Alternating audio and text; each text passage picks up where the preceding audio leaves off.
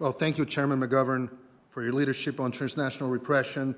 While we disagree on some policies, as democracy should, I appreciate your commitment to this critical issue. My first encounter with transnational repression began in 2019, when Brazilian authorities decreed my preventive arrest in a highly politicized case involving President Trump. Though I was already legally living in the United States, Brazil placed me on Interpol's red notice list, triggering the cancellation of my journalist visa. ICE agents took me in handcuffs to Chrome Detention Center in Florida for 17 days in a case later terminated by Brazil itself. I spent over $1 million on legal fees and endured years of immigration court battles. In 2022, Supreme Court Justice Alexandre de Moraes, Brazil's current dictator masquerading as a judge, targeted me again for reporting inconvenient truths. He froze all my Brazilian assets, blocked my social media, canceled my passport, and condemned me to exile. When legal channels proved insufficient, he used back channels to have the United States FBI call me, attempting to coerce my testimony. House Judiciary Committee Chair Jim Jordan questioned this unprecedented violation in a letter to the FBI Director Christopher Wray on May 21, 2024, a letter never answered. Today, Moraes publicly insults me from Brazil's highest court, calling me a pseudo-journalist and a fugitive, though I've lived openly in Florida for 10 years.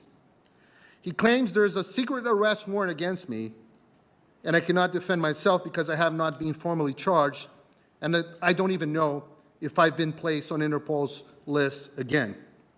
My case is not isolated, but part of a systematic campaign. Journalist Alan dos Santos spent over 2 years on Interpol's red notice list before his lawyers proved the Brazilian government possessed no evidence and got his name removed.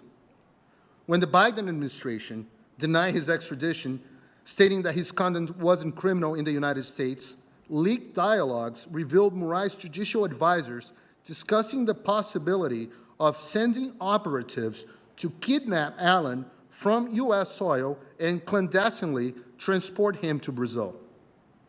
His warrant remains open in Brazil, and he continues facing millions in fines for posts made on U.S. soil. My colleague Rodrigo Constantino, an American citizen, faces similar persecution. Even award-winning journalist, American journalist Michael Schellenberger has been targeted by Moraes. Stop for a moment to contemplate the gravity of what I'm saying. We're witnessing a foreign government agent systematically persecuting American journalists and permanent residents for journalistic content published on American soil. But the persecution extends beyond journalists to democratic elected officials. Eduardo Bolsonaro, Brazil's most voted congressman and son of former President Bolsonaro, had a case opened against him by Moraes for denouncing Brazilian abuses to this very Congress. He lives here in exile now, fearing arrest upon his return. Just last month, yes, another Congresswoman, Carla Zambelli, Brazil's most voted woman for Congress, had preemptive arrest decreed by Moraes. She was in the United States for medical treatment, but managed to reach Italy, where she holds Italian citizenship, before being placed on Interpol's red notice list. Sadly, 2 days later, the State Department canceled her U.S. visa. Another alarming case is that of Felipe Martins, former special advisor to President Bolsonaro.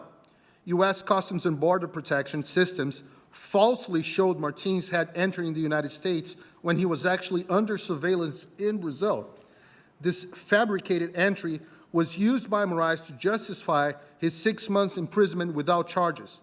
CBP later corrected the false record, but only after months of legal pressure. The case, currently in U.S. federal court, raises serious questions about potential clandestine collaboration between Brazilian authorities and elements within American law enforcement agents.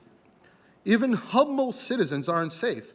Just to give you one example, Brazilian-American housekeeper Flávia Magalhães had been arrested, decreed by Moraes, for social media posts critical of Brazil's electoral system made on American soil. Tech entrepreneurs like Chris Pavlovski, CEO of Rumble, and Elon Musk also fall victim to Moraes' systematic persecution. In fact, Moraes has attempted to transform tech companies, American tech companies, into unwitting instruments of his repression. An unknown number of Brazilians have their social media accounts blocked by his orders, including individuals residing on American territory. Tech giants like Meta, X, Google, and Rumble face threats of massive fines and executive imprisonment unless they share data about individuals on American soils with Moraes. Don't take my word for it. Similar conduct under Moraes' threats led Rumble to take the unprecedented step of suing Moraes on U.S. federal court in Florida.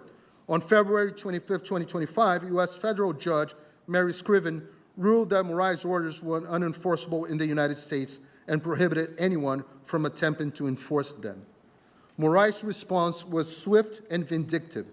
He branded CEO Chris Pavlovski as a criminal and banned the platform entirely in Brazil. This weaponization of corporate fear contributed to X's temporary departure from Brazil in 2024, with Elon Musk remaining under investigation and even the unrelated company SpaceX being targeted. Faced with such retaliation, other companies like Google and Meta simply comply with Moraes, despite formally recognize the illegitimacy of his orders. The implications for national security are staggering. Imagine if any judge from any country in the world could order an American companies to provide data about individuals on American soil. The U.S. Department of Justice sent Brazil a warning letter dated May 7, 2025, lecturing Brazil authorities not to invade American jurisdiction. Let me reiterate my urgent warning to this Congress last year. Without decisive American action, we'll have an enormous Venezuela on steroids in South America's heart. Since then, the situation has gotten significantly worse. The United States has powerful tools like the Global Magnitsky Act for human rights violations, such as freedom of expression, press, and due process. So I urge this commission to recommend sanctions against Moraes within the next 30 days. However, these actions are insufficient. We need legislation specifically targeting transnational repression, a bipartisan imperative. This commission should also recommend that the government should also stop considering Interpol red notices for visas, pressure Interpol to adopt rigorous criteria for politically motivated cases, and create asylum exceptions for transnational repression victims.